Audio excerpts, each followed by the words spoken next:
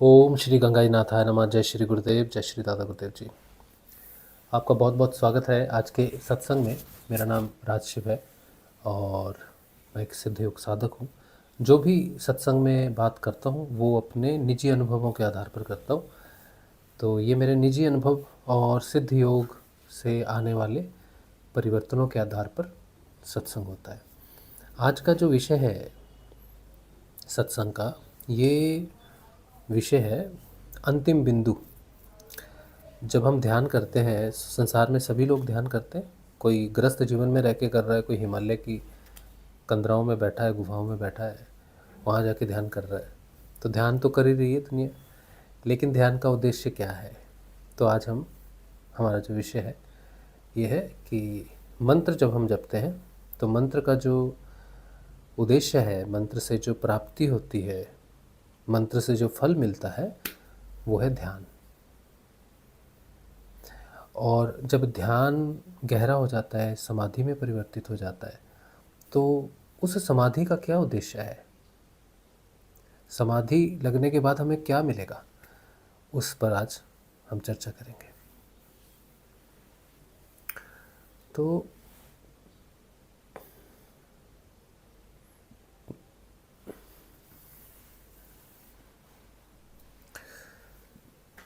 सबसे पहले तो आपको ये समझना होगा कि ध्यान क्या है। जिस ध्यान के उद्देश्य की मैं बात कर रहा हूँ वो ध्यान है क्या? तो ध्यान कई प्रकार के होते हैं। ध्यान का मूल उद्देश्य होता है किसी चीज़ की जानकारी, किसी चीज़ को जानना। लेकिन लोग ध्यान करते हैं, अपने उद्देश्य रखते हैं अलग अलग। तो अलग अलग व्यक्ति का अलग अलग उद्देश्य ध्यान के लिए हो सकता है। लेकिन जब हम ध्यान के लिए ध्यान करते हैं, जब हम स्वयं के उद्देश्य के लिए, स्वयं को जानने के लिए, आत्मज्ञान के लिए जब हम ध्यान करते हैं, तब हम स्वयं को जानते हैं। स्वयं को जानना होता है। लेकिन स्वयं को जानना क्या है? स्वयं को जानने का मतलब है कि मेरी एक आइडेंटिटी है। मेरा शरीर, मेरा प्राण, मेरा मन, मेरे संस्कार, मेरे कर्म, मेरी बुद्धि, ये सब चीज़ें मैं हूँ। इस संसार में मुझे कैसे आइडेंटिफाई किया जाता है, लोग मुझे कैसे देखते हैं, या फिर वो परमात्मा मुझे कैसे देखता है नीचे, तो मेरी एक आइडेंटिटी है। जैसे हर व्यक्ति की होती है, चाहे वो भक्त हो, कोई साधक हो, कुछ भी हो, चाहे वो दुनिया से निर्लिप्त हो या दुनिया में हो, लेकिन उसकी एक आइडेंटिटी है कि ये है। जैसे हम पीछे साधकों को देखते हैं, श्रेष्ठ अवतारों को देखते हैं, भगवान श्री राम को देखते हैं, भगवान श्री कृष्ण को देखते हैं, तो वो एक आइडेंटिटी है कि ये भगवान राम है, ये इनका चरित्र है। ये भगवान श्री कृष्ण है, ये इनका चरित्र है। तो वो उनकी आइडेंटिटी है, उनका चरित्र। इस तरह हम सभी का एक चरित्र है, हमारी आइडेंटिटी है सबकी।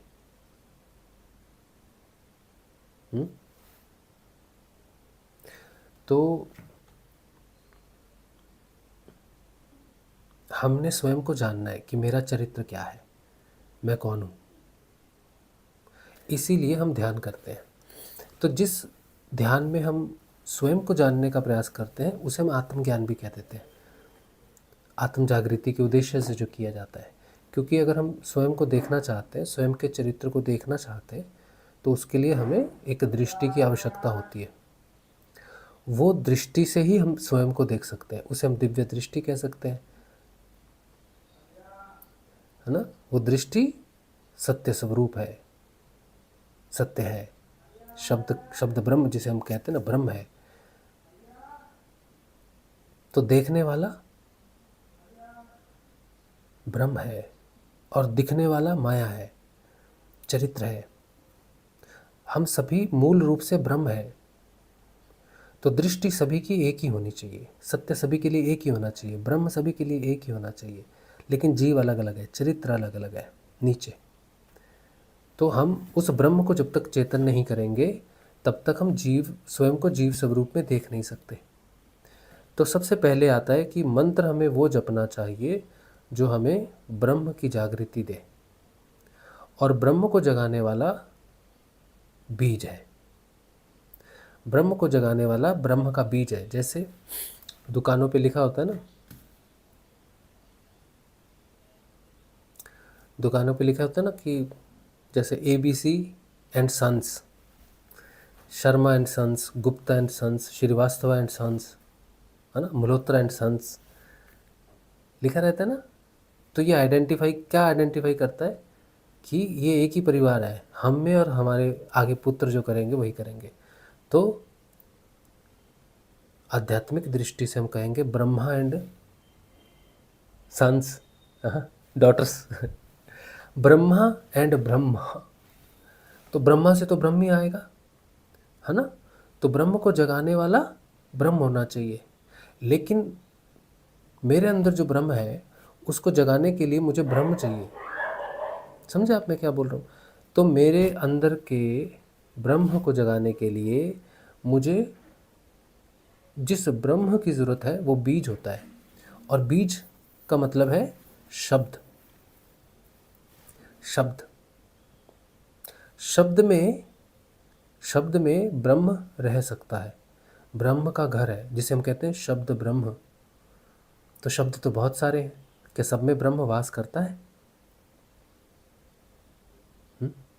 पत्थर तो बहुत सारे हैं, क्या सब पत्थरों में ईश्वर वास करता है? कहते हैं ना, कंकर कंकर में शंकर, घट घट में राम। हाँ, तो किसी सामान्य पत्थर को हम ले लेते हैं, नदी से उठा लिया कोई पत्थर, किसी पहाड़ से उठा लिया कोई पत्थर, उस पत्थर को मूर्ति का आकार दे दिया, शिव का, श्री राम का, श्री कृष्ण का, और उसे मंदिर में प्राण प्रतिष्ठित करके स्थापित कर दिया। फिर लोग उसको नमस्कार करते हैं। तो एक मामूली सा पत्थर एक भगवान के स्वरूप में बन गया। इसका मतलब है कि उसके अंदर वो चेतना थी। तो इस संसार में कण कण में ब्रह्म की चेतना है, ईश्वर की चेतना है, उसे जगाने वाला प्राण। तो जिस शब्द से मेरे अंदर का ब्रह्म जागेगा, मैं भी एक मिट्टी हूँ, मैं भी एक पत्थर हूँ, ये शरीर जो है ये पत्थर के समान है। इस पत्थर के अंदर भी वो होना चाहिए। अगर एक साधारण पत्थर के अंदर ब्रह्म है, जिसे मूर्ति का आकार दे के जिसको जगाया जा सकता है, तो मेरे अंदर भी तो ब्रह्म होना चाहिए। मेरे अंदर भी तो उस ब्रह्म की जागृति की संभावनाएं होनी चाहिए। हाँ, होनी चाहिए ना। तो उस पत्थर की मूर्ति को जगाने वाला मंत्र, शब्द, प्राण प्रतिष्ठा, और मेरे अंदर के ब्रह्म को जगाने के लिए भी मंत्र होना चाहिए, शब्द होना चाहिए। तो शब्द मुझे जगाएगा, लेकिन उस शब्द में उस ब्रह्म की प्राण प्रतिष्ठा होनी चाहिए जो जिसको मेरे अंदर जगाना है। तो जो मंत्र उस ब्रह्म की प्राण को संयोजित करके रखता है उसे कहेंगे शब्द ब्रह्म, उसे कहेंगे बीज मंत्र।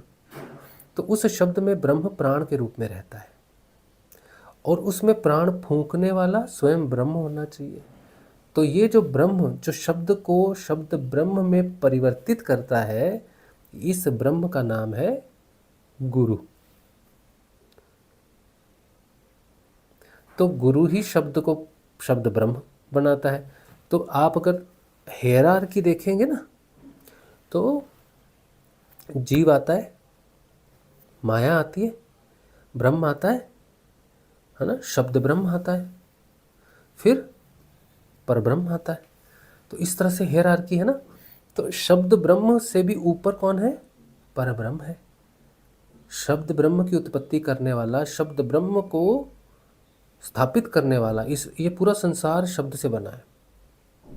तो परब्रह्म ने शब्द की सृष्टि की, शब्द से संसार की सृष्टि हुई, माया की सृष्टि हुई, सबकी सृष्टि हुई, है ना। तो शब्द ब्रह्म को भी जागृत करने वाला परब्रह्म हुआ। तो जो शब्द गुरु दे रहा है अपनी चेतना में, और वही शब्द अगर मेरे अंदर के ब्रह्म को, आत्मा को चेतन कर देता है, तो वो देने वाला वो शब्द हुआ शब्द ब्रह्म, और उस शब्द ब्रह्म को देने वाला हुआ परब्रह्म। तो गुरु कौन हुआ? परब्रह्म। गुरुर ब्रह्मा गुरुर विष्णु गुरुर्देवो महेश्वरा। गुरु साक्षात परम ब्रह्म तस्मै श्री गुरुवे नमः। तो ये मंत्र की उत्पत्ति हो गई। इससे पता चल गया कि गुरु को आखिर परब्रह्म क्यों कहते हैं। तो साधारण सा शरीर में मेरे जैसा दिखने वाला, आपके जैसा दिखने वाला परब्रह्म हो सकता है। वो परब्रह्म जो निर्गुण है, निराकार है, जो माया अतीत है, लेकिन फिर भी वो इस शरीर में रहता है, चेतन हो सकता है पूर्ण रूप से। तो जो पत्थर की जो संभावनाएं हैं वो सबकी हैं संसार में, मनुष्य की भी है। हर जड़ चेतन हो सकता है क्योंकि जड़ की उत्पत्ति ही शब्द से हुई है। मेरे परिवार में, मेरे बेटे में मेरा डीएनए है। उसके डीएनए में पता चल जाएगा कि मैं उसका पिता हूँ। उसके डीएनए में पता चल जाएगा कि ये इसकी माता है, ये इसका भाई है, ये इसकी बहन है, ये इसका रिलेटिव है, पता चल जाएगा डीएनए से। तो सबके अंदर एक ही डीएनए है परब्रह्म का। परब्रह्म है गुरु। तो गुरु का डीएनए जो है, जो पूर्ण चेतन है, उसके शरीर से डीएनए का संबंध नहीं है, उसकी चेतना से डीएनए का संबंध है। तो परब्रह्म गुरु का जो डीएनए है वो पूर्ण रूप से स्वस्थ है, ब्रह्म परब्रह्म का, जिससे सब कुछ रचित होता है। तो कोई व्यक्ति गुरु से जुड़ता है तो उसकी चेतना में गुरु का रूपांतरण आना शुरू होता है, तो उसके डीएनए में भी रिपेयरमेंट्स होती हैं। ये सबसे उच्चतम योग है, सबसे उच्चतम। ठीक है, गुरु का योग, इससे बड़ा कुछ योग नहीं है, इससे उच्चतम कुछ भी नहीं है। सबसे ऊंचा गुरु है। ऊंचा इसलिए कहा कि सोचो कि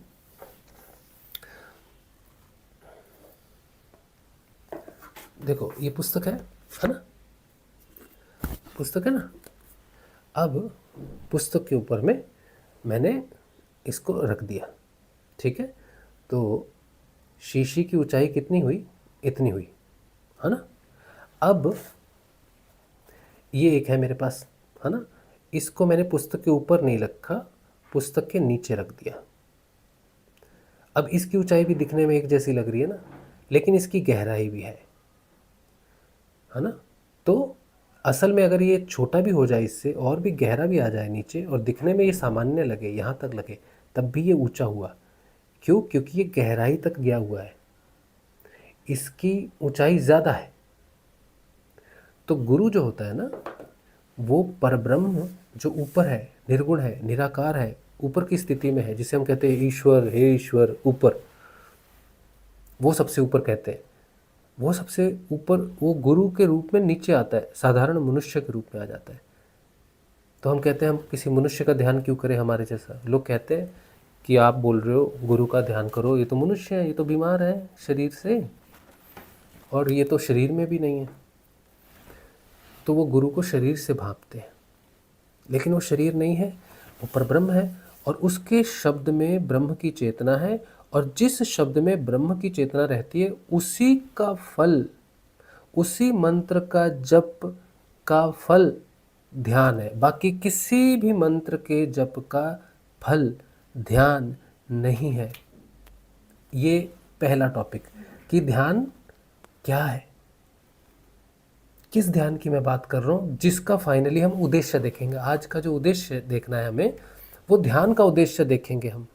लेकिन ध्यान का उद्देश्य तब देखेंगे जब हम पहले ये समझ जाएं कि आखिर किस ध्यान की बात हो रही है। दुनिया में सभी ध्यान कर रहे, हर काम को ध्यान से ही किया जाता है, किसी चीज़ को जानने के लिए ध्यान किया जाता है। तो जो ध्यान स्वयं को जानने के लिए हो, वो उस ध्यान को, तो वो ध्यान कैसे प्राप्त होगा जो स्वयं को जानने के लिए है? तो वो ब्रह्म की जागृति से होगा। ब्रह्म को कैसे जगाएंगे? उस बीज मंत्र से जगाएंगे जिसमें ब्रह्म निवास करता है। तो वो बीज मंत्र कहाँ से लाएंगे जिसमें ब्रह्म निवास करता है? तो वो परब्रह्म जो बीज को, शब्द को चेतन कर सके अपनी चेतना में, वो बोलने वाला चाहिए, उसकी आवाज़ में वो शब्द चाहिए, परब्रह्म की आवाज़ में। लेकिन परब्रह्म तो निर्गुण निराकार है, कहाँ से ढूंढेंगे उसको? तो वो गुरु जो पूर्ण चेतन हो, जो आत्मा को जगा सके, वो पूर्ण ब्रह्म है।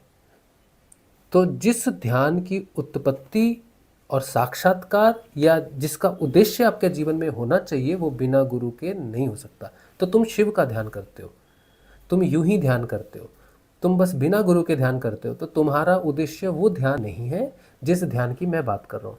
तो आगे तुम्हारे लिए सब कुछ बेमतलब हो जाएगा, क्योंकि जिस ध्यान को तुम ध्यान कह रहे हो उसमें तुम्हें प्रकाश दिखेगा, लाइट दिखेगी।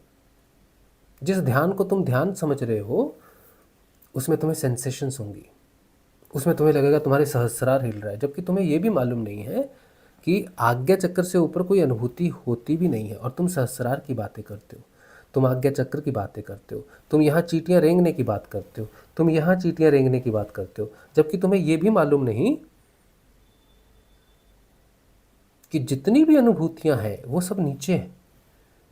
तुम्हारे सिर में जो चींटियाँ रेंग रही हैं, तुम्हारे सिर में जो प्रेशर पड़ रहा है वो तो प्राण है, और वो तुम्हारी बुद्धि पर पड़ रहा है प्रेशर, सहस्रार पर नहीं पड़ रहा है। ठीक, अंदर प्रवेश करने के लिए इसे दशम द्वार जरूर कहा गया है, लेकिन जब तक व्यक्ति अंदर प्रवेश नहीं करता तब तक उसका इसके साथ कोई संबंध नहीं है। तब तक जहाँ वो यहाँ ध्यान करता है उसको सिर्फ माया की ही अनुभूतियाँ हो सकती हैं। माया में बहुत लोक है, माया में बहुत प्रकाश है, माया में बहुत सिद्धियाँ हैं, बहुत अनुभूतियाँ हैं, बहुत विशेषताएं हैं, बहुत मनोरंजन है, बहुत कुछ है। इतना कुछ है कि करोड़ों साल भी आप इस संसार में रहेंगे तो मन नहीं भरेगा, इतना कुछ है। इसीलिए तो अरबों सालों से ये दुनिया चल रही है ना, चलती तो जा रही है। लेकिन आप अगर सच में ध्यान के अंतिम उद्देश्य तक जाना चाहते हो, जिसकी बात मैं आज करूँगा, तो सबसे पहले आपको ट्रैक पकड़ना पड़ेगा गुरु का। गुरु के प्रति एक निष्ठ होना पड़ेगा, अपने प्राण गुरु को समर्पित करने पड़ते हैं। अपने प्राण गुरु को समर्पित करने का अर्थ है कि जैसा गुरु ने बताया, जो बताया उसी का जप करना है, और कुछ भी एग्जिस्ट नहीं करता। ना हनुमान जी एग्जिस्ट करते हैं, न कृष्ण जी एग्जिस्ट करते हैं, न शिव जी एग्जिस्ट करते हैं, न पितृ एग्जिस्ट करते हैं, न देव एग्जिस्ट करते हैं, न ईष्ट एग्जिस्ट करता है, न गोत्र एग्जिस्ट करता है, न धर्म एग्जिस्ट करता है, न स्त्री, न पुरुष, न किन्नर, कुछ भी नहीं है। गुरु का मार्ग मृत का मार्ग है संसार के लिए। जो मृत है वो जागता है, जो जागता हुआ ध्यान कर रहा है उसे पहले मरना पड़ेगा, क्योंकि वो ना मरा तो वो बहुत कुछ करेगा। जीवित व्यक्ति बहुत कुछ करता है, मरे हुए व्यक्ति के लिए कुछ भी करना संभव नहीं है। संसार मरे हुए व्यक्ति को रखता नहीं है, उसको जाके जला देता है, क्योंकि वो संसार के काम का नहीं है। इसीलिए साधना में आगे बढ़ने वाले की चेतना संसार के प्रति अनासक्त होनी चाहिए। इसे मृत कह सकते हैं। मृत का मतलब वैराग्य नहीं है।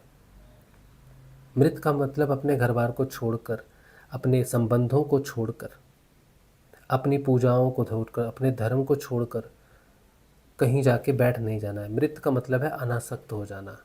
तुम्हारे घर में पूजा है, घंटी बज रही है, तुमने नमस्कार किया, लेकिन तुम आसक्त नहीं हुए। तुम्हें किसी ने तिलक लगा दिया, हनुमान जी का लगा दिया, किसने लगा दिया, तुम उसमें आसक्ति नहीं है। तुम्हारे लिए वो बस रंग है और कुछ भी नहीं है। ये अनासक्ति है। तुम सबकी रिस्पेक्ट कर सकते हो, सबको नमस्कार कर सकते हो, लेकिन आकांक्षा, महत्वाकांक्षाएं, उम्मीदें किसी से नहीं हो सकती उसकी। तुम में कोई परिवर्तन संभव ना हो। तुमने अपना रास्ता चुन लिया कि इस रास्ते पे मुझे चलना है, तब जाके ये ध्यान की घटना घटती है। मैं आपको ये लिख के दे सकता हूँ, किसी को अगर लिख के चाहिए हो तो मैं लिख के दे सकता हूँ कि ध्यान केवल उस व्यक्ति का लगेगा जो संसार के लिए भावनाओं से और आसक्ति से, भावनाएं भी छोड़ दो, आसक्ति से मृत हो चुका है। जिसकी संसार की आसक्ति मृत स्वरूप हो गई है, वही व्यक्ति ध्यान में जा सकता है।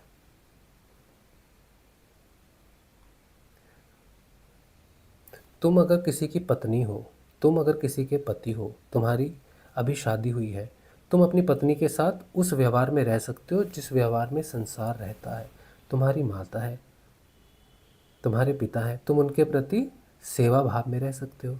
तुम्हारा भाई है, तुम्हारी बहन है, तुम उसकी फिक्र कर सकते हो। तुम उसके लिए मेहनत कर सकते हो, उसकी सहायता कर सकते हो। तुम्हारा कोई मित्र है, तुम उससे मित्रता कर सकते हो। तुम्हारी कोई जॉब है, तुम जॉब कर सकते हो। बिजनेस है, तुम बिजनेस कर सकते हो।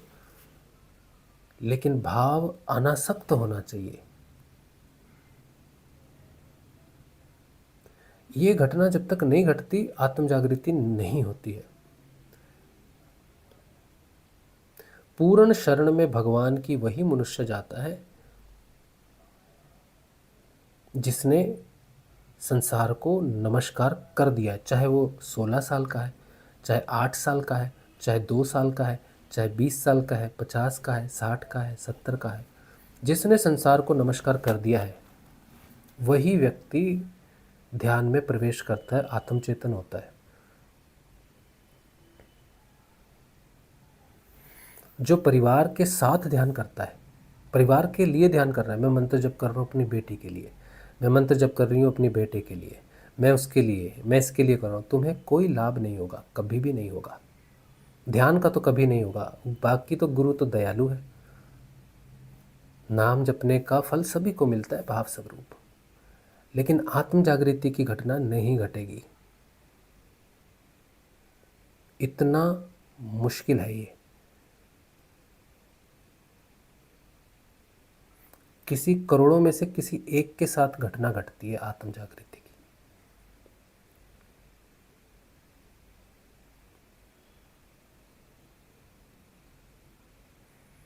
नहीं तो सभी आत्म जागृत घूम रहे होते तुम्हारे जैसे।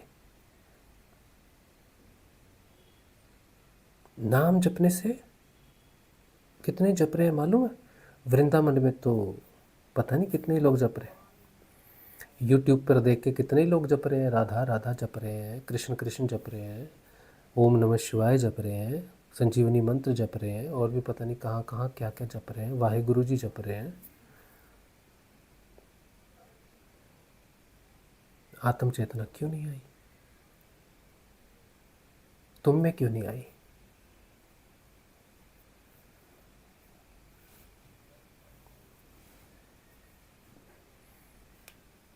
तुम जितनों को देख रहे हो, कितने में परिवर्तन आया आत्म चेतना का?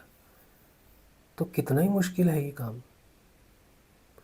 लोग शिकायत करते हैं, नहीं हम तो गुरुजी का ही ध्यान करते हैं, गुरुजी का ही मंत्र जपते हैं और कुछ करते ही नहीं है। तो फिर चेतन क्यों नहीं हुआ? क्यों नहीं हुआ होगा चेतन? गुरुजी कहते हैं मंत्र जपो, मंत्र ही चाबी है, मंत्र ही चाबी है, मंत्र ही चाबी है, मंत्र जपो, कुछ मत बोलो, कुछ मत पूछो, जो समस्या है, जिधर भी समस्या है, नाम जपो, नाम जपो, नाम जपो। तो जप रहा है बेचारा 20 साल से।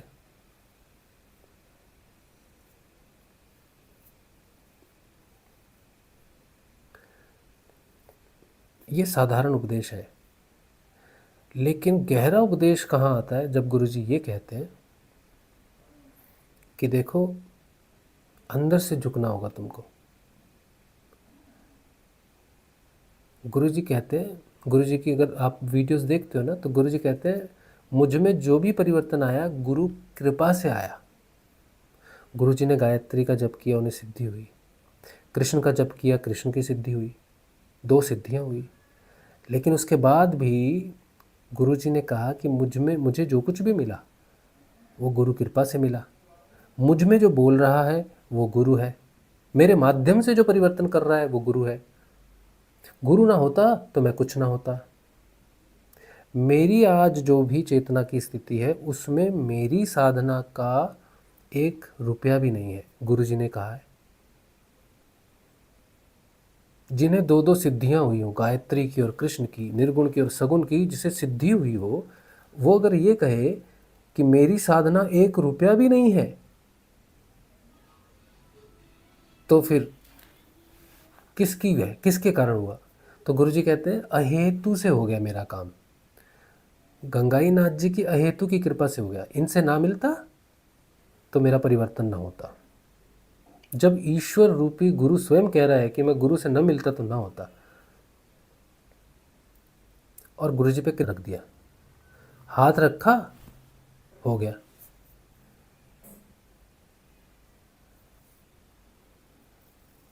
तो इसका मतलब है कुछ तो ऐसा है जो गुरुजी ने दिया होगा बाबा को।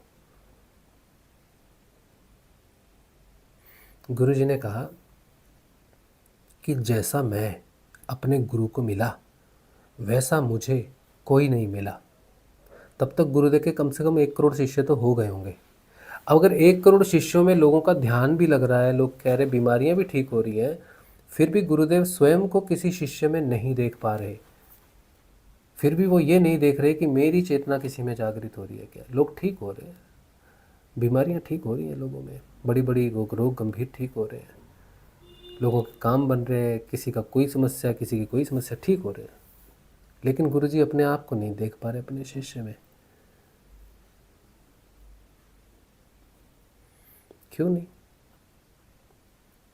आज भी मैं जब किसी को कहता हूँ ना कि 10 वीडियो गुरुदेव के देख लो, तो वो मुझसे नाराज़ हो जाता है। मैं कहता हूँ कि गुरुदेव के 10 वीडियो देख लो, तो मेरे प्रति नफरत से भर जाता है व्यक्ति। मैंने क्या कहा? क्या तीर मार दिया?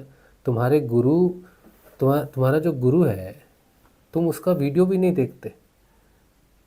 गुरुजी ने जो शब्द बोले हैं तुम्हें उसका अर्थ भी नहीं मालूम, और तुम जाके देखते हो किसको? अन्य गुरुओं को। तुम पूछते हो कि मैं किसी और गुरु का सुनूंगा तो इसमें मैं पथभ्रष्ट तो नहीं हो जाऊंगा? तुम्हारा पथ है ही कहाँ? तुम्हारे पास पथ है भी कहाँ जो भ्रष्ट होगा? तुम्हें अपने गुरु की सारी वाणी तुमने सुन के तुम्हें मालूम है क्या कहा है गुरुदेव ने? एक एक शब्द का मतलब पता है तुमको? अगर तुमने अपने गुरु की वाणी के शब्द का रहस्य ही नहीं जाना और तुम प्रेमानंद के पीछे पड़े हो तो तुमको कुछ नहीं मिलना। कुछ नहीं मिलना। प्रेमानंद जी ने किसी को कुछ भी नहीं देना है, और गुरु त्याग वालों को तो कुछ मतलब कुछ भी नहीं मिलना। जब तक तुम्हें अपने गुरु की वाणी का अर्थ मालूम नहीं है तब तक वो सतोगुणी संत है प्रेमानंद जी, और तुम्हारा सतोगुण से क्या लेना देना?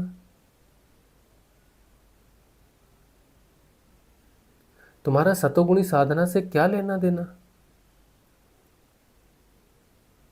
तुम्हारा पुण्य से पाप से क्या लेना देना? तुम ब्रह्म की चेतना के लिए आए हो। गुरुदेव रामलाल जी त्याग पर ब्रह्म है, तुम्हें ब्रह्म की चेतना जगाएंगे, तुम्हें तीनों गुणों से मुक्त करेंगे। सतोगुण से भी मुक्त होगे तब जाके तुम्हारा काम होगा। तुम सतोगुणी संतों को सुन सुन के प्रेरित हो रहे हो, किस लिए?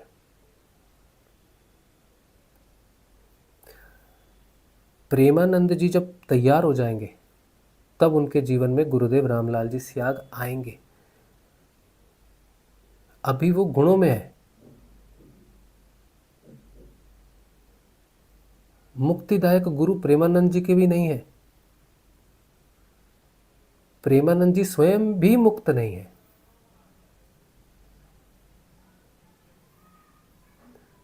इससे बड़ी जो जो साधक अपने जिसका गुरु है वो अपने गुरु की वाणी नहीं जानता, अपने गुरु की वाणी शब्दों को नहीं जानता, और वो सुनना भी नहीं चाहता, सुन भी नहीं पाता। तुम सुन नहीं पाओगे गुरुदेव को, क्योंकि उनकी चेतना ऐसी है कि तुम सुनोगे तुम्हारा ध्यान ही नहीं लगेगा उनकी वाणी में। प्रेमानंद जी बोलेंगे 1 घंटा, तुम सुन लोगे क्या बोला गया है। लेकिन गुरुदेव रामलाल जी से आपको 1 घंटा सुन के तुम समझ जाओ ना अगर एक भी लाइन, तब तुम हुए कोई तोप। प्रेमानंद जी का प्रवचन बहुत ही ग्राउंडेड लेवल पे है। वो संसार का हर चेतना का, किसी भी स्तर की चेतना का व्यक्ति प्रेमानंद जी को सुन के समझ लेगा क्या बोल रहे हैं, नाम जपने के लिए बोल रहे हैं। गुरुदेव रामलाल जी त्याग के एक प्रवचन सुन के उसका 20% सॉल्व करके दिखाओ, 20% समझ के दिखाओ कि ये कह रहे हैं, ये मतलब है इनका, तब तुम हुए शिष्य, तब लगेगा तुम्हारा ध्यान, तब हुए तुम तैयार।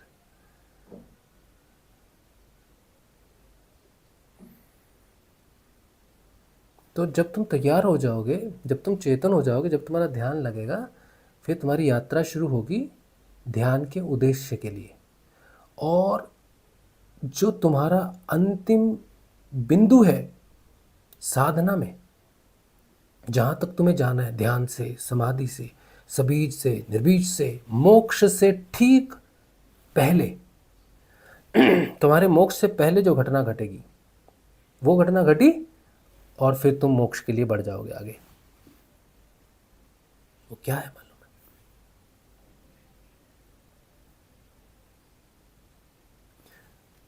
ध्यान और समाधि का उद्देश्य है संयम।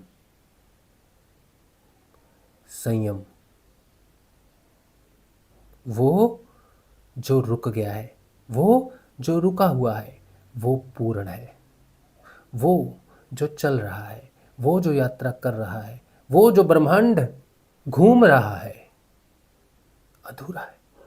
ब्रह्मांड एक्सपेंड हो रहा है, पता है? एवरी सेकंड ब्रह्मांड, ये यूनिवर्स एक्सपेंड हो रहा है, होता ही जा रहा है।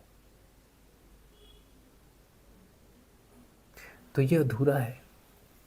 क्यों? क्योंकि एक्सपेंड हो रहा है। आत्मा के विषय में कहा गया है, ना ये बढ़ता है ना ये घटता है, ना ये कटता है ना ये जलता है, ना ये भीगता है ना ये डूबता है। ये जैसा था वैसा है। इसमें से इसे निकाल लो तब भी यही बचता है। इसमें से इसको घटा दो तब भी यही बचता है। इसमें इसको जोड़ दो तब भी यही बचता है। इससे इसको डिवाइड करो, मल्टीप्लाई करो, यही बचता है। Answer always remain same.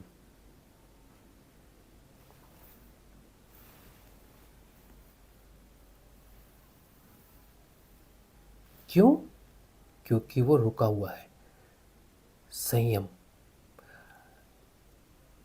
Patanjali अष्टांग योग एक पुस्तक है योग के विषय में।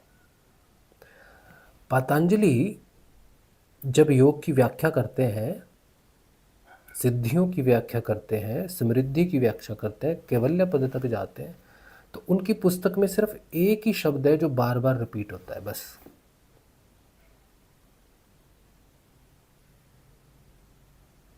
एक ही शब्द है जो पर्यायवाची बन के बार बार आता है, एक ही है, लेकिन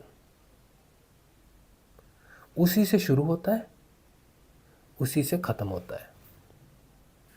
एक ही बिंदु में एक धागा लपेटा हुआ है। उस धागे को देखेंगे तो वो धागा वहीं से शुरू होता है, वहीं पर चल रहा है, वहीं पर सिमट रहा है। एक ही बिंदु है, लेकिन उसमें सब कुछ सिमटा हुआ है। उस बिंदु का विस्तार ही संसार है, और संसार का सिमटना उस बिंदु पर ही पूर्णता है, और वो है संयम। संयम का मतलब रुक गया। चित्त की वृत्तियों का रुक जाना ही योग है। निरोध बोलते उसको, पर्यायवाची है। रुक जाना, रुका हुआ, ठहरा हुआ, संयमित है। इस नाड़ी में संयम किया तो ये सिद्धि मिली, इस नाड़ी में संयम किया तो वो मिला, उस नाड़ी में संयम किया तो वो मिला। इधर संयम, इधर संयम। ब्रह्मचर्य संयम, सत्य संयम, क्रोध पर विजय संयम, वासनाओं पर विजय संयम, इच्छाओं पर विजय संयम।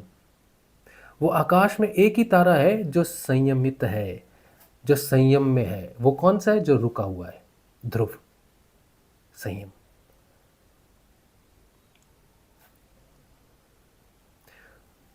तो तुम्हारा ध्यान का उद्देश्य रुक जाना है। तो गुरुदेव कहते हैं जो भाग रहा है ना, इधर उधर जो भाग रहा है, ये ध्यान नहीं। ये जब तक भाग रहा है तब तक ना कोई ध्यान है ना कोई योग है। तो जिसमें पूर्ण संयम न घटा उसका योग पूर्ण नहीं हुआ।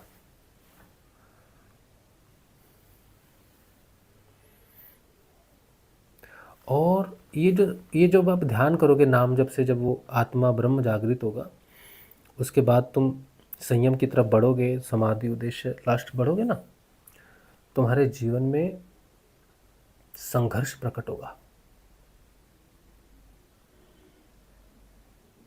और तुम इसे रोक नहीं सकते, तुम इससे भाग नहीं सकते। ये सत्य है।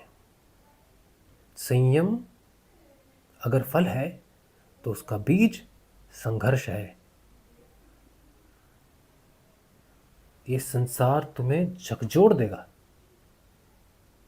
निचोड़ देगा, पूरी ताकत लगा देगा तुम्हें यहाँ से वहाँ फेंकने में, वहाँ से यहाँ फेंकने में।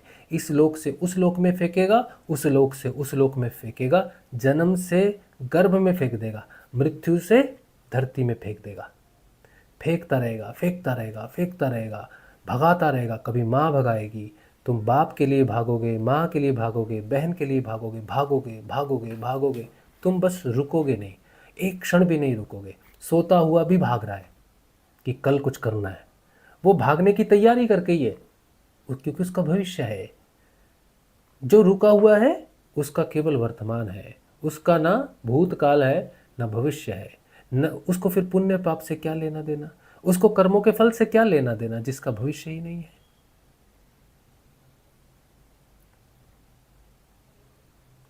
तो ये जो तुम रुकोगे तो तुम में शक्ति आएगी,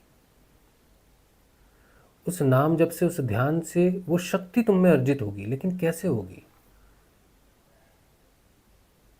एक व्यक्ति शक्ति अपने शरीर को बलि करने के लिए क्या करता है? वो जिम जाता है, जिम में जाके तैयारी करता है, पहले 2 किलो उठाता है, फिर 10 किलो उठाता है, फिर 50 किलो उठाता है, फिर 100 किलो उठाता है, तो अपनी क्षमताओं को बढ़ाता है। तो तुम्हारी क्षमता कैसे बढ़ेगी स्थिर होने की? ये संसार, ये समय तो रुक ही नहीं रहा। मैं आज 40 का हूँ, 47 चल रहा है, एक कल मेरी आयु बढ़ जाएगी। धीरे धीरे मेरे शरीर के रोम सफ़ेद होने शुरू हो जाएंगे। क्यों? क्योंकि मुझ में संयम नहीं है, क्योंकि मैं रुका हुआ नहीं हूँ। एक लोमेश ऋषि हैं, लोमेश ऋषि जी हैं, जहाँ तक मुझे थोड़ा पता नहीं, कहीं भूल हो जाए तो क्षमा। लोमेश ऋषि की आयु कितनी है? जैसा मैंने सुना है ऐसा ही कुछ है। उनके ये जो लोम होते हैं ना, हमारे जो ये शरीर, स्किन पे जो ये लोम होते हैं ना, ये पूरे लोम जितने भी होंगे वो उनकी उतना कोटि ना उतना वर्ष उनकी आयु है, उतना कल्प, शायद उतने कल्प, जितने लोम है उतने कल्प उनकी आयु है। और जब तक उनके शरीर के सभी लोम सफ़ेद नहीं हो जाएंगे तब तक उनकी आयु है। मतलब ये सबसे लंबी आयु है एक्चुअली, जहाँ तक मुझे ज्ञान है, किसी कोई जीवित रहने वाला।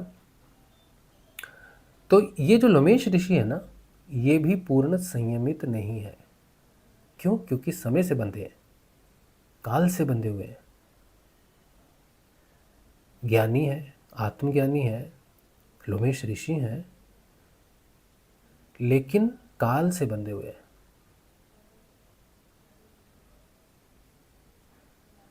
तो इसका मतलब ये हुआ कि कोई व्यक्ति अगर जीवित है 100 साल, 200 साल, करोड़ों साल, इसका मतलब ये हुआ कि वो भी काल से बंधा हुआ है। लेकिन कोई व्यक्ति पैदा हुआ और 20 साल में संयमित हो गया, अब वो शरीर में नहीं है, अब वो पूर्ण ब्रह्म है। क्योंकि एकमात्र पूर्ण संयमित जो है उसे हम पूर्ण ब्रह्म कह सकते हैं। तो ध्यान का फाइनल उद्देश्य होना चाहिए पूर्ण ब्रह्म में रूपांतरण, स्थिरता, संयम, रुक जाना। एकमात्र वही रुका हुआ है, बाकी कुछ भी रुका हुआ नहीं है, कुछ भी नहीं। तो मोक्ष से पहले जो तुम्हें चाहिए वो चाहिए संयम। तो तुम्हें मेरी बात पर क्रोध आ जाता है, तुम्हें किसी दूसरे की बात पर क्रोध आ जाता है, तुम भाग जाते हो, घर से भागते हो ऑफिस, ऑफिस से भागते हो घर, फिर तुम इससे भागते हो, उससे भागते हो, वासनाओं के पीछे भागते हो, क्रोध के कारण भागते हो, ईर्ष्या के कारण भागते हो, अज्ञानता के कारण भागते हो, और तुम स्वयं को साधक कहते हो। तुम इस देव से उस देव पर जाते हो, इस गुरु से उस गुरु पर जाते हो, समझ में तुम्हें कुछ नहीं आ रहा। एक गुरु की वाणी भी तुम्हें समझ में आ जाए तो तुम रुक जाओ, लेकिन तुम रुक नहीं रहे। तुम सबको एक्सप्लोर कर रहे हो कि शायद वहाँ, शायद वहाँ, शायद वहाँ। तो तुम्हारे ध्यान से अगर तुम्हारा संयम स्थिर नहीं हो रहा है, संयम नहीं हो रहा तुम्हारा, स्थिरता नहीं आ रही तुम्हारी, तो तुम्हारा उद्देश्य सफल नहीं हो रहा है। तुम्हें इस बारे में चिंतन करना चाहिए। किसी दूसरे व्यक्ति का क्रोध तुम्हें प्रभावित करता है, किसी दूसरे के क्लेश के कारण तुम परेशान होते हो, तो बड़ी चिंता की बात है। तुम्हारे अपने क्लेश हैं जो तुम्हें स्थिर नहीं होने देंगे।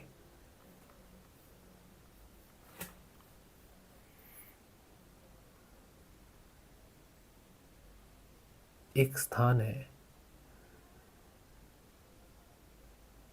जीवन में जहां पे सब कुछ बिखरा हुआ है, सिर्फ शोर है। क्यास बोलते हैं इंग्लिश में। क्यास का मतलब होता है बस सब कुछ त्राहिमाम है, लेकिन तुम स्थिर हो। तुम शांति की जगह पर जाके बैठ गए, तुमने शांति की अपेक्षा की और तुम्हें लग रहा है सब शांत है। नहीं, तुम्हें शांति मालूम नहीं है कि शांति का अर्थ क्या है। शांति का अर्थ है कि क्योस है, भयंकर तबाही है, त्राहिमाम है, लेकिन तुम स्थिर हो। तुम मृत्यु के मुख में हो, लेकिन तुम स्थिर हो।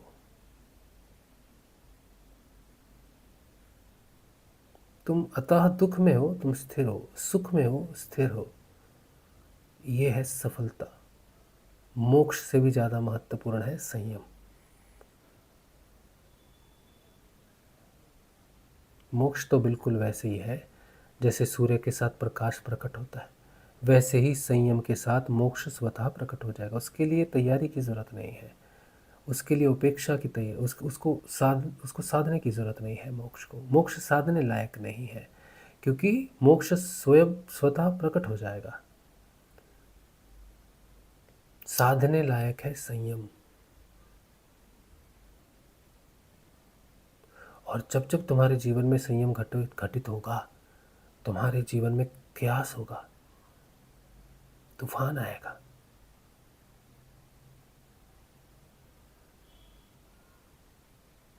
भयंकर मानसिक, प्राणिक, शारीरिक, बौद्धिक तूफान आएगा।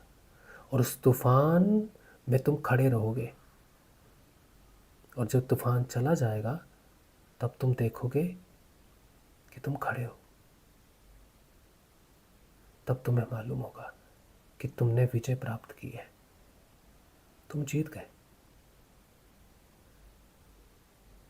लेकिन जब वो घटना घट रही होगी, तब बहुत हालत खराब होगी। और ये अलग अलग स्तर है। शरीर का अलग है, प्राण का अलग है, मन का अलग है, बुद्धि का अलग है। इन चारों स्तरों पर तुम रुक जाओगे, संयमित हो जाओगे। उस दिन तुम्हारे अंदर ब्रह्म की चेतना दौड़ेगी।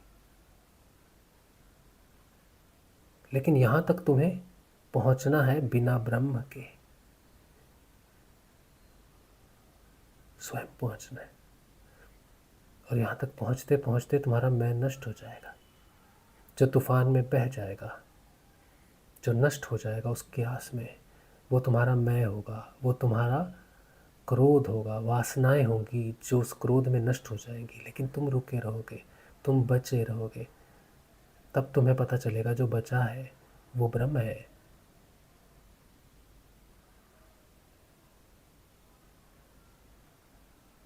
ये गंभीर है, बहुत गंभीर है, सूक्ष्म है।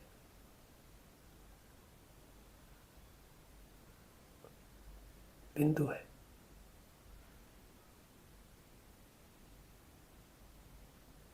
योग का उद्देश्य है संयम।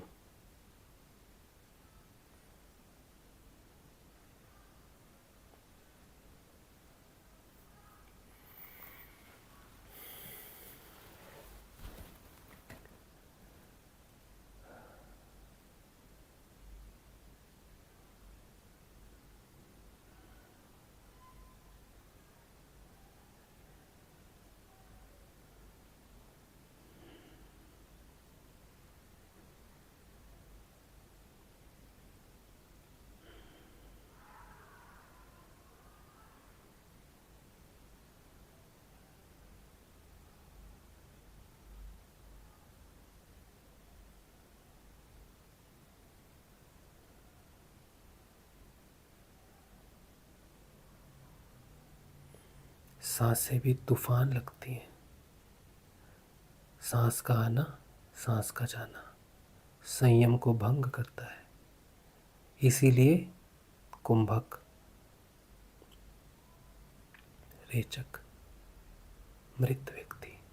मृत व्यक्ति सांस नहीं ले रहा, उसे सांसें परेशान नहीं कर रही, लेकिन जीवन सांसों के साथ है। लेकिन जो संयमित है, जो रुका हुआ है, उसके लिए सांसें भी तूफान की तरह है, ध्यान भंग करती हैं सांसें।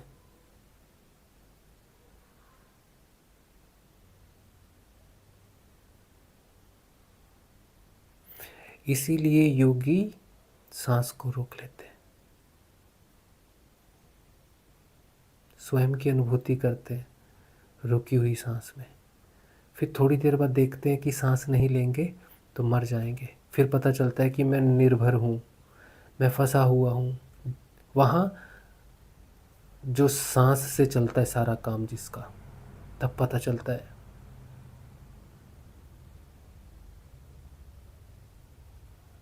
कि पहली स्वतंत्रता तो स्वयं से है।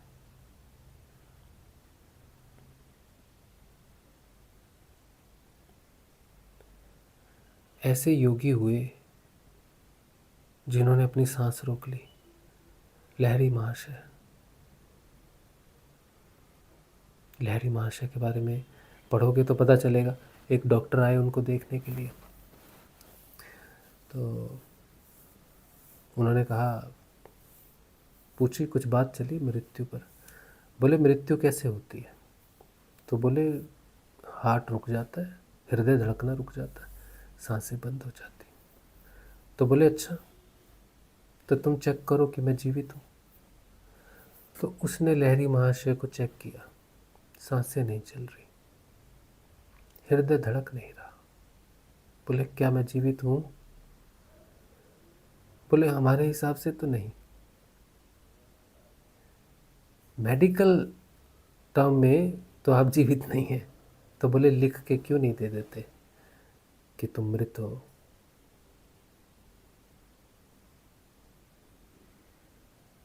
संयम।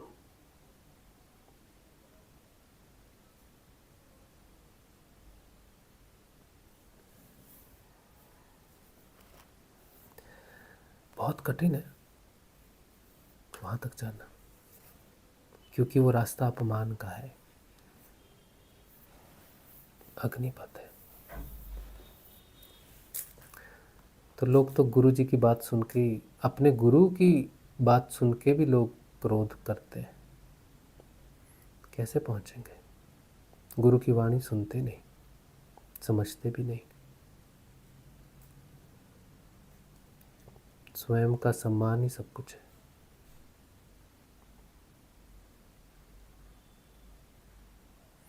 तो ये सम्मान नष्ट हो जाना चाहिए।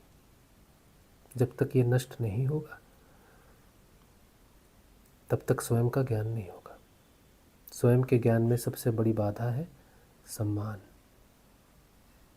इसीलिए भिक्षा का मार्ग,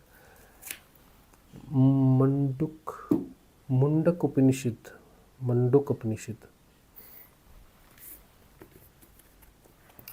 कल पढ़ रहा था। मुंडक उपनिषद, ऐसी बड़ी इच्छा हुई कि कुछ पढ़ें, बहुत दिन हो गए हैं, तो देखें क्या पढ़ें।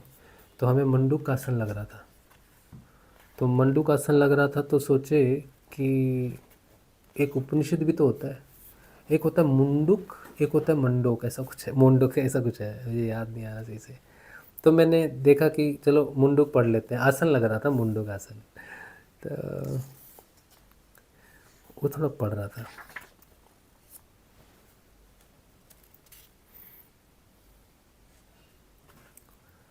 उसमें आत्मा के बारे में बहुत कुछ अच्छा लिखा है। एक जगह आता है भिक्षा का मार्ग। तो हम सोचे भिक्षा का मार्ग ही क्यों? तो समझ में आया कि भिक्षुक का सम्मान नहीं होता। भिक्षुक होना महत्वपूर्ण नहीं है, सम्मानहीन होना महत्वपूर्ण है। तो सम्मान हमें बाधक बन जाता है, लोगों का अपमान हो जाता है। अगर तू कह दो तो अपमान हो जाता है, कोई किसी को ज्ञान दे दो तो अपमान हो जाता है, किसी को डांट दो तो अपमान हो जाता है, लोग अपमानित हो जाते हैं। और जो अपमानित हो जाता है वो ज्ञान से दूर हो जाता है।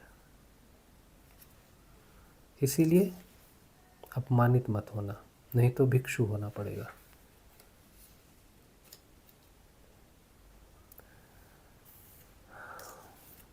और भिक्षुक होना सिर्फ धनहीन होना नहीं है। राजा जनक तो राजा थे,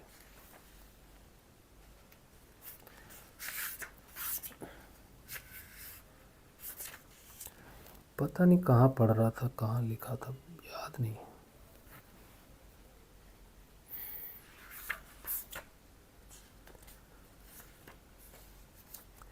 ठीक है, आपने कौन सा पढ़ना है, कभी पढ़ोगे मुंडकोपनिषद तो मिलेगा।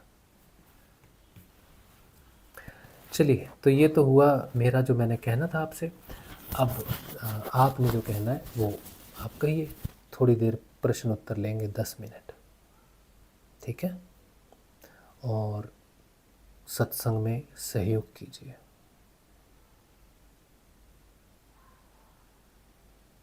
आपके लिए है सत्संग, आप ही इसे चला सकते हो, पीछे मत हटो।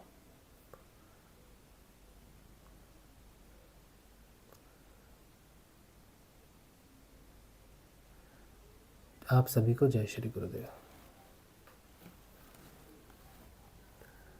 अच्छा,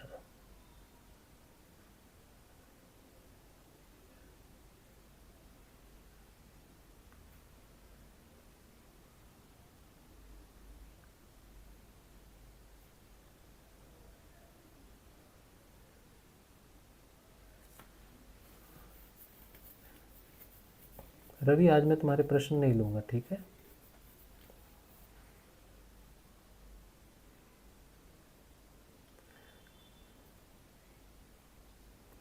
मयांक सिंह, भाई जी समर्पण कैसे करें गुरुदेव को? कोशिश तो करें, हमें अपने गुरुदेव से प्यारा कोई अन्य गुरु नहीं है। गुरु जी का समर्पण तो स्थितियाँ, परिस्थितियाँ, विषमताएं करवाती हैं, आप नहीं कर सकते। स्थिति आएगी, घटनाएं घटेंगी जीवन में, उस समय एक निष्ठ रहना, गुरु के प्रति आश्रित रहना, गुरु में श्रद्धा और विश्वास रखना, उस समय धारणा दृढ़ होगी। अभी कुछ कहने से कुछ नहीं होगा, समय आएगा। समय ही समर्पण को निर्धारित करता है। और एक बार चूक जाओगे ना तो कोई बात नहीं, फिर से आएगा। जब उस लेवल का समर्पण हो जाएगा तो आगे बढ़ जाओगे परिवर्तन के साथ, फिर आएगा समय। तो ये समर्पण धीरे धीरे धीरे धीरे धीरे दृढ़ होगा, ठीक है। एक दिन में नहीं होता समर्पण, यात्रा है।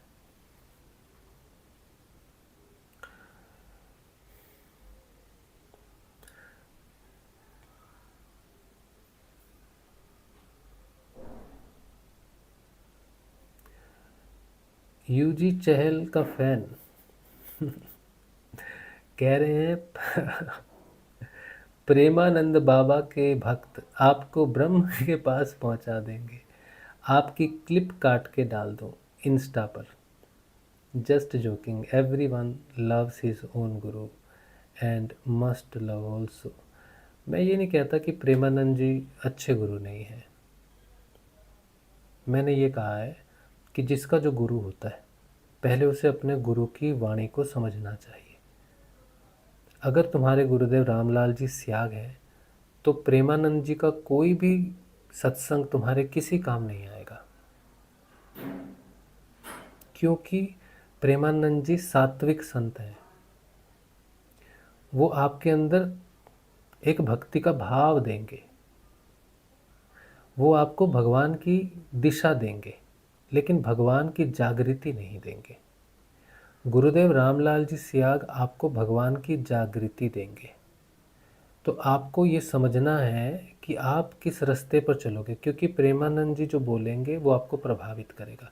आप अपने जीवन को सात्विक बनाने का प्रयास करोगे, प्रेमानंद जी के वचन आपको प्रभावित करेंगे अच्छा इंसान बनने के लिए, और आप अच्छाई की तरफ बढ़ने लग जाओगे। ठीक है, इसीलिए मैंने कहा कि जिसका उद्देश्य आत्म जागृति हो, अच्छाई और बुराई उसके लिए नहीं है, उसके लिए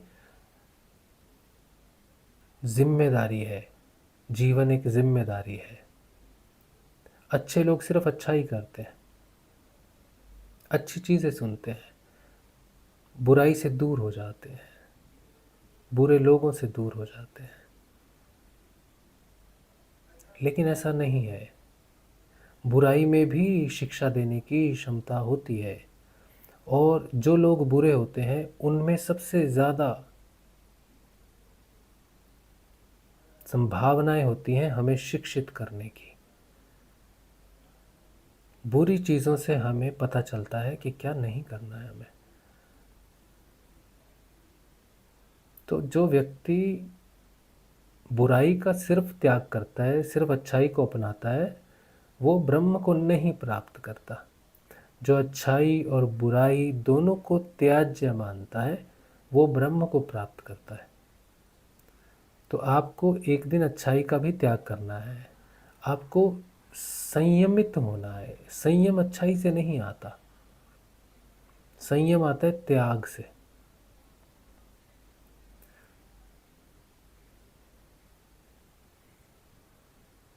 राजा जनक ने किसका त्याग किया?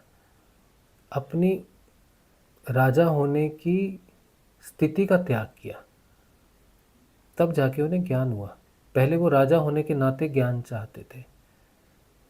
अष्टावक्र ने उन्हें नीचे लाया, बोला राजा है इसलिए दे दूंगा तुझे ज्ञान, तो भूल जा, नीचे आ, पैरों में पड़ जा, तब मिल जाएगा। तो राजा रहे, लेकिन भिक्षु हो गए गुरु के सामने। उनके पास इतना सतोगुण है राजा जनक के पास, फिर भी आत्मज्ञान नहीं हो रहा उनको,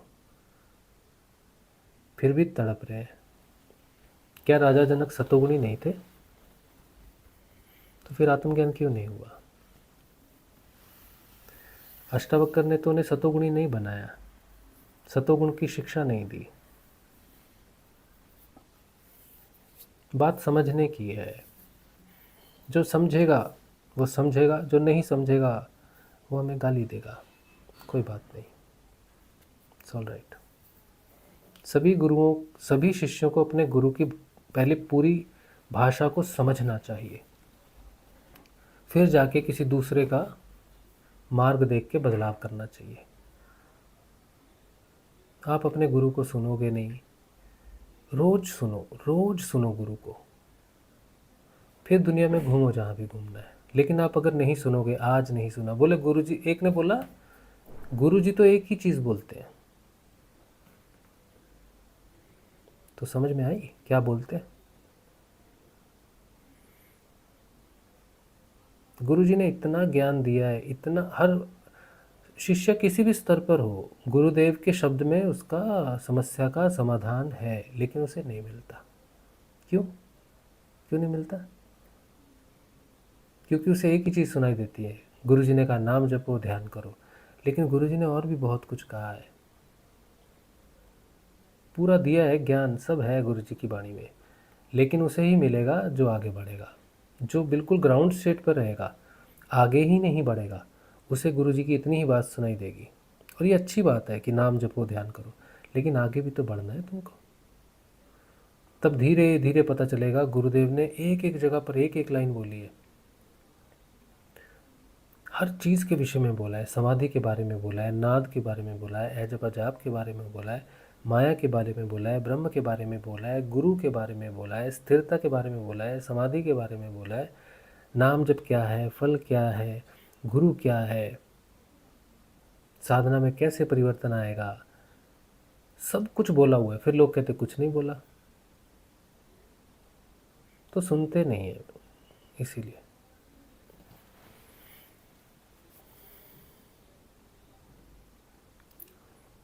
कह रहे हैं सर आप बहुत अच्छा बोलते हो, अच्छा लगता है आपकी आवाज़ सुनने में, धन्यवाद।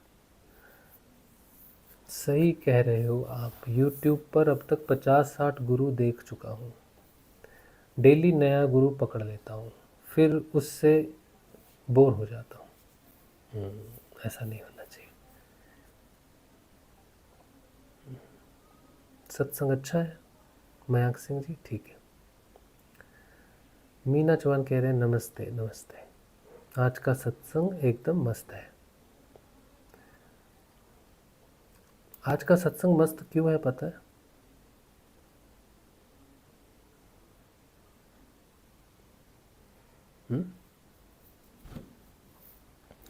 मयूर कह रहे हैं जय गुरुदेव। भाई स्वाभिमान और अभिमान दोनों अलग हैं, और क्या दोनों को विसर्जित होना चाहिए? स्वाभिमान कभी विसर्जित नहीं होता, केवल अभिमान विसर्जित होता है।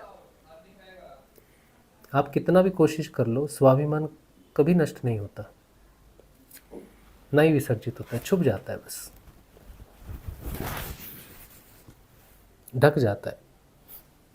झूठे मान में अभिमान ढक जाता है। स्वाभिमान क्या है? स्वाभिमान स्वयं के प्रति है। दूसरे हमें दूसरों से कुछ नहीं लेना देना स्वाभिमान का। स्वाभिमान मेरी इंटीग्रिटी, मेरी नज़रों में है कि मैं शीशे में देखता हूँ स्वयं को, और मुझे स्वयं को देखने में शर्म नहीं आती, ये स्वाभिमान है। दूसरे हमें नहीं देते, दूसरे हमें सम्मान दे सकते हैं, स्वाभिमान हमारा खुद का है, आंतरिक है।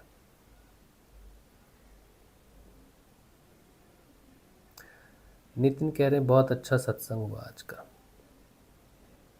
धन्यवाद। नीलम शर्मा जी कह रहे हैं प्रणाम भाई प्रणाम, आप बहुत सीरियस हैं आज। आपको कहना था आप बहुत स्थिर हैं आज।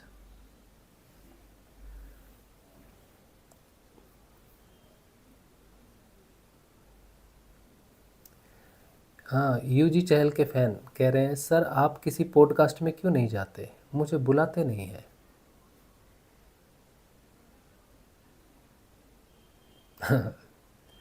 बुलाते नहीं है कोई। मैं तो खुद कहता हूँ लोगों को कि मुझे बुलाओ, तो वो बुलाते नहीं मुझे, क्योंकि वो सब बुलाते। चमत्कार तो कुछ नहीं है, आत्मज्ञान की बात करता हूँ मैं, तो गुरु की बात करता हूँ। गुरु में किसी को इंटरेस्ट नहीं है, शक्तियों में, सिद्धियों में, दिव्य अनुभवों में सबको इंटरेस्ट है। गुरु की जानकारी में कोई इंटरेस्टेड नहीं है। कभी कोई मिलेगा तो हो जाएगा।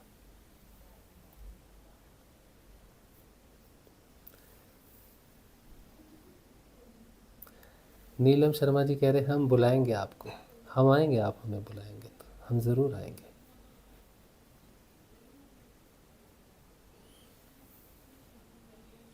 ठीक है। मयांक कह रहे हैं भाई जी मेरा ऊपर एक क्वेश्चन है, पढ़िए। रवि के प्रश्न मैंने आज भी नहीं लिए। रवि, मैंने क्यों आपके प्रश्न नहीं लिए, इसका कारण है, आप अपने प्रश्न भेजना, मैं सही समय पर लूँगा। अच्छा, क्या प्रश्न आपका है मयांक ऊपर?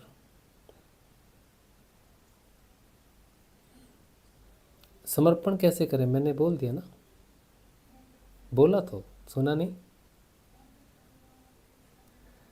समय जब आएगा, स्थिति जब विकृत होगी, सारी दिशाएं उल्टी होंगी, गुरु नज़र नहीं आएंगे, उस समय वही समय होगा समर्पण का।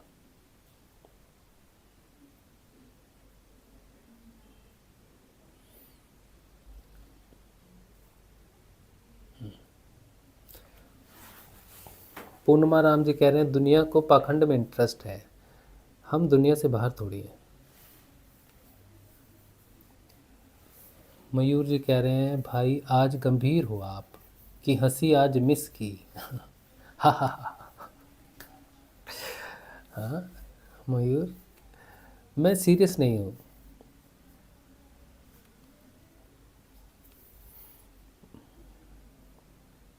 आज जिस विषय पर सत्संग हो रहा है, संयम, वो अगर मेरे अंदर नहीं होगा, अगर मैं उसे फील नहीं करूँगा, उसे अनुभव नहीं करूँगा, उसका महत्व नहीं जानूँगा जीवन में, तो मैं कैसे बोलूँगा। अगर आपको आज का सत्संग अच्छा लग रहा है, इसलिए क्योंकि मैं आज संयम पर रुका हुआ हूँ, और ये मेरी इच्छा से नहीं है कि मैं इस विषय पर बोलना चाहता हूँ। ये हुआ, ये घटा, तो मैंने जाना कि ये क्या है, तो मैंने बोला।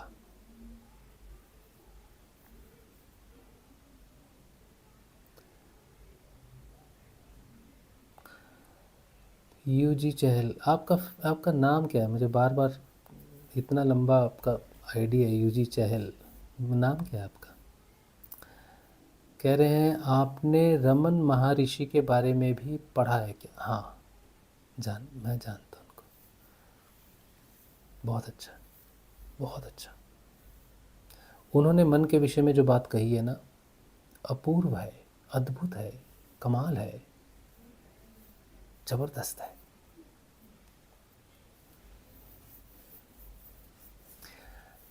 भाई जी, दूसरा क्वेश्चन है ऊपर, तो कॉपी पेस्ट कर दो ना उसको नीचे, कॉपी पेस्ट कर दो, फिर से देख लेता हूँ।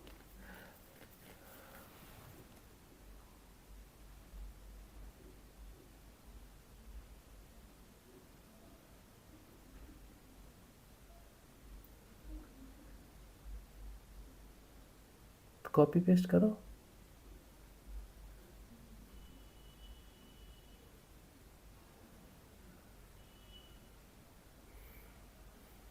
मुझे नहीं मिल रहा। आशीष, आशीष, अच्छा ठीक है। तो जब तुम लिखोगे ना प्रश्न, तो अपना नाम लिख देना, तो 2-3 बार मैं पढ़ूंगा ना, तो मुझे याद हो जाएगा। ठीक है। नितिन, क्या रमन महर्षि भी सिर्फ आनंदमयी कोश तक पहुँचे थे? महर्षि रमन को जब मैंने पढ़ा, बहुत ज़्यादा विस्तृत रूप से पढ़ा ऐसा नहीं, उनके मन के विषय में कुछ प्रश्न जो है वो पढ़े मैंने। तो वो जो चेतना है ना, वो सिर्फ आनंद तक सीमित नहीं हो सकती। जिसने अपने मन को देख लिया हो, समझ लिया हो, वो आनंद तक सीमित नहीं रह सकता। आनंद की सीमा मन में रहते हुए घटित हो सकती है। कोई मन की स्थिति में है, मन की जागृति में है, तो वो आनंद को अनुभव करता है। इंद्रियातीत ध्यान अनुभव है। तो व्यक्ति जब इंद्रियातीत ध्यान से जब नीचे आ जाता है मन की अवस्था में, तब भी वो आनंद को संसार में महसूस कर सकता है। लेकिन जो मन से ऊपर उठ गया हो, वो मनुष्य से ऊपर उठ गया है। वो अब हम जैसे साधारण मनुष्य से के स्तर पर नहीं है। अब वो मनुष्य नहीं है, अब वो मानव नहीं, महामानव है, महामनुष्य है। वो कहाँ तक है ये तो नहीं बता सकते, क्योंकि नीचे वाला ऊपर वाले की चेतना का अनुमान नहीं लगाता, ऊपर वाला नीचे वाले की चेतना को जान सकता है। तो मैं महर्षि रमन की चेतना का अनुमान नहीं लगा सकता, क्योंकि मेरी चेतना का विस्तार उनकी चेतना से नीचे है। लेकिन मैं इतना जानता हूँ कि उनकी चेतना का विस्तार मनुष्य के सारे स्तरों को पार कर चुका है।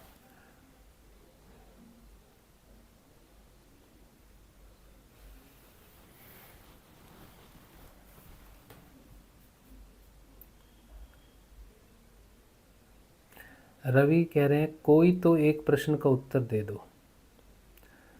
मैं तुम्हारे प्रश्न का उत्तर दूंगा सही समय आने पर, और मेरा विश्वास रखो, जब तुम्हारे प्रश्न का उत्तर दूंगा तो वो सही समय होगा उत्तर देने का। तुम अपना प्रयास करो, तुम अपना प्रश्न लिखो। मैंने तुम्हारा प्रश्न देख लिया है, लेकिन ज़रूरी नहीं है कि उसका उत्तर दिया जाए। सही समय पर सही काम होना चाहिए, तो तुम्हारा उत्तर तुम्हें सही समय पर मिलेगा। ठीक है, थोड़ा संयम रखना पड़ेगा तुमको। आशीष कह रहे हैं, सर आपने ऑटोबायोग्राफी ऑफ योगी बुक पढ़ी है क्या? परमहंस योगानंद की, उसके जैसी और कोई बुक हो तो मुझे बताना प्लीज़। योगानंद जी की पुस्तक मैंने नहीं पढ़ी, और मेरे पास पढ़ी है, लेकिन मेरी चेतना उतनी उन्नत नहीं है, उतनी बली नहीं है कि मैं योगानंद जी की चेतना को पढ़ते समय धारण कर सकूं। तो मैं अभी उस काबिल हुआ नहीं हूँ, लेकिन मैं पढ़ना चाहता हूँ। देखता हूँ, कई बार पुस्तक हाथ में लेता हूँ योगी जी की, उनको नमस्कार करता हूँ, उनसे प्रार्थना भी करता हूँ कि मुझे आपको पढ़ना है, लेकिन नहीं आज्ञा मिलती नहीं है उनको पढ़ने की। लेकिन मुझे उम्मीद है, आशा है कि वो ये संयोग मुझे देंगे कि मैं उन्हें पढ़ूं।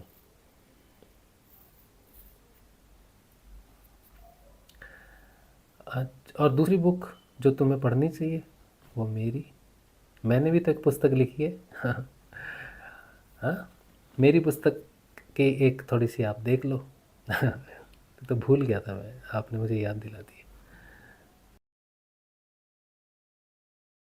जय श्री गुरुदेव। मेरा नाम राजशिव है, और अगर आप मेरी पहली पुस्तक आवाहन आत्म जागृति का खरीदना चाहते हैं तो आप मुझे व्हाट्सएप करें 8777211139। इस पुस्तक में मैंने बहुत ऐसे विषयों को समेटने की कोशिश की है जो साधक के जीवन में एक महत्वपूर्ण पड़ाव की तरह आते हैं, और साधक के मन में हमेशा ये जिज्ञासा रहती है कि मैं सही पथ पर हूँ कि नहीं हूँ। मेरे को अगर नाद सुनाई दे रहा है तो मैं क्या करूँ, जप अजप क्या है, कब आता है, गुरुदेव के विषय में जानकारी है कि सच्चा गुरु जीवन में होता है तो कैसे जीवन परिवर्तित होता है, शिष्य का जीवन कैसा होना चाहिए, समर्पण कैसा होना चाहिए, साधना का उद्देश्य कैसा होना चाहिए, ध्यान करते करते जब मुझे नींद आ रही है तो वो तंद्रा है, योग निद्रा है या ध्यान है, ध्यान की क्या स्थिति है, इंद्रियातीत ध्यान क्या है। ऐसे बहुत सारे छोटे छोटे और बड़े बड़े विषय हैं जो मैंने इस पुस्तक में समेटने की कोशिश की है। अगर आप एक साधक हैं और आत्म जागृति के इच्छुक हैं तो आप मुझे व्हाट्सएप करें 8777211139 पर। जय श्री गुरुदेव जी।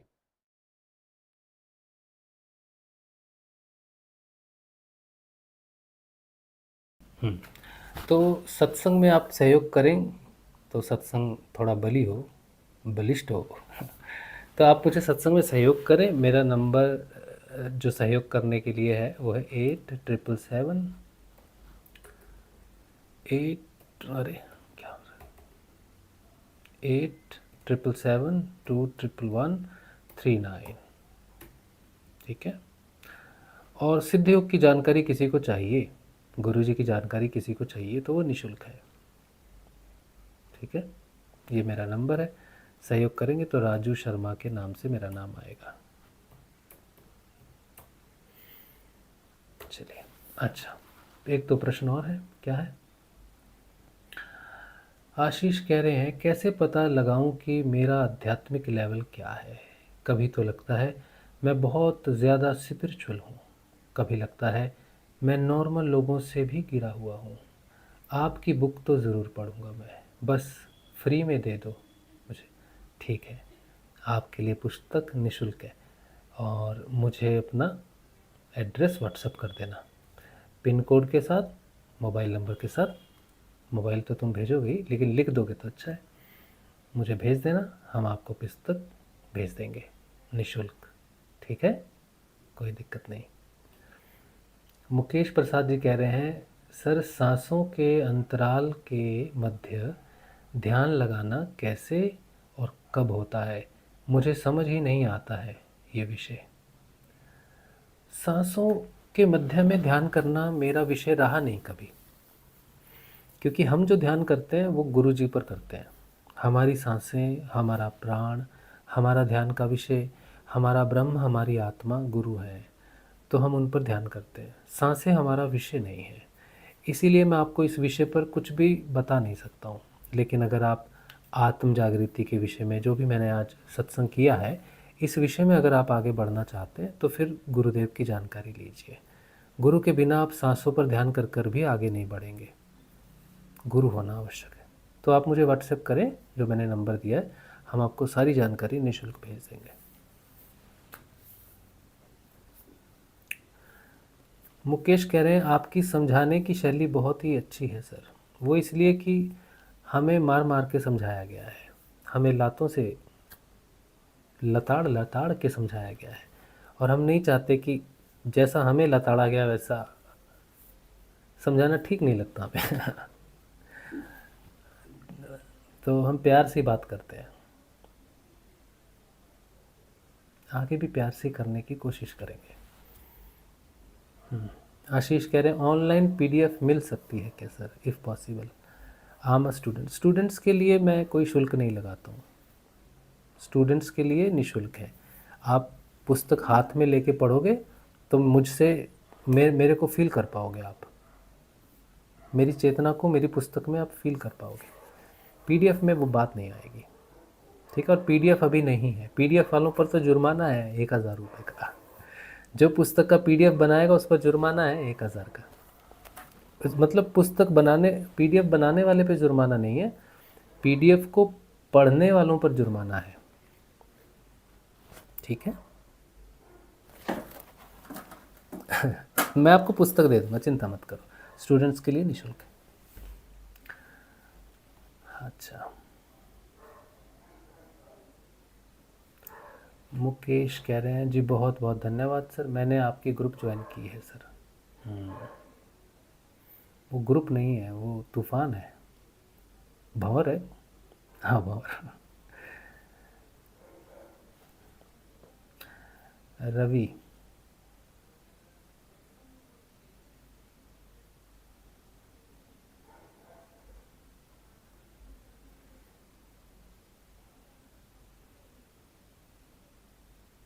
मैं पढ़ रहा हूँ रवि। मुकेश कह रहे हैं जल्दी आपकी पुस्तक लूँगा सर, ठीक है। हाँ, आशीष कह रहे हैं घर में किसी ने मेरे पास स्पिरिचुअल बुक देख ली तो मुझे ब्रह्म के पास पहुंचा देंगे। कोई बात नहीं, पीडीएफ नहीं है मेरे पास, पीडीएफ पीडीएफ नहीं है। नो, मैं अभी पीडीएफ बना नहीं सकता क्योंकि मेरे पास जो पुस्तकें पढ़ी हैं मैं चाहता हूँ कि पहले चली जाए, और फिर मेरा कुछ रोज़गार भी होता है पुस्तक से, समझे।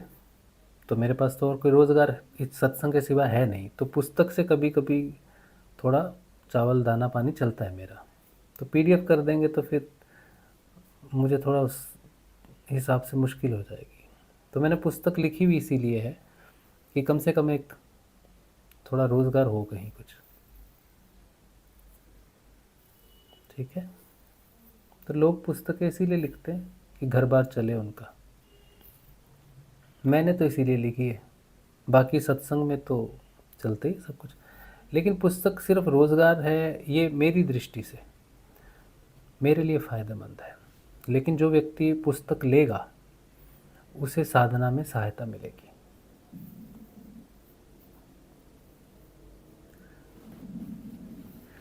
पूर्णिमा राम जी कहते हैं कैसा ग्रुप है, आप मुझे व्हाट्सएप करें, अगर आप साधना कर रहे हैं आप व्हाट्सएप कर दें कि हमें ग्रुप में ज्वाइन कर दो, हम कर देंगे आपको।